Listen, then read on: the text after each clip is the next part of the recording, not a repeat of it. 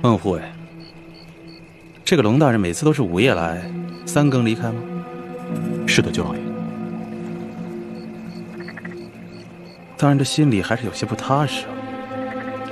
他一天不离开太原，咱们就一天不能放松警惕。你还是要盯紧了。卑职明白，舅老爷放心，我一定盯紧他。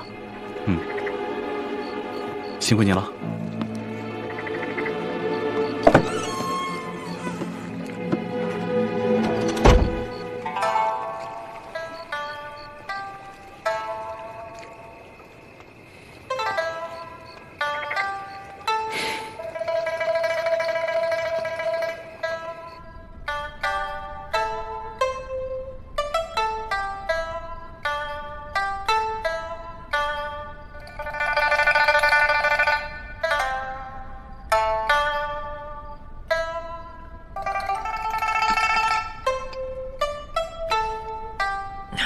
老大，那是在逍遥阁里面我听到的琵琶声，也是这万苏姑娘弹的，不是你吧？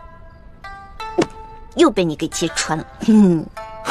我就说嘛，就以老大你这性格，做什么事情都是半刻钟的热情，怎么可能弹出这么一手好琵琶嘛？我有一件事做得特别好啊，吹牛啊，所向披靡啊。说到吹牛啊，老大你千称第二，没人敢称第一啊。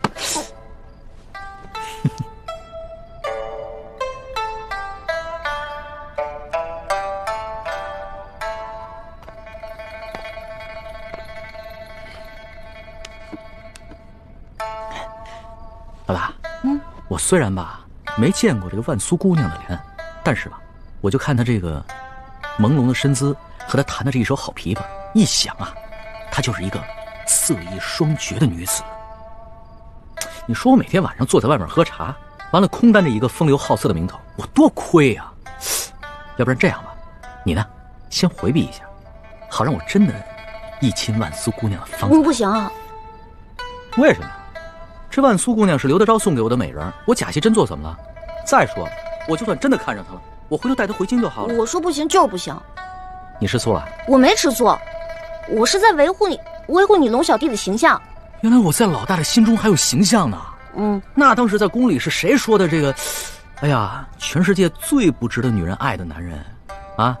要不然这样吧，老大，你呢就承认你吃醋了，那我吧也就看在你心里难受的这个份上，我就做一个美色当前不动摇的柳下惠。要不然我这一连10个晚上都在这儿喝素茶，我受不了啊！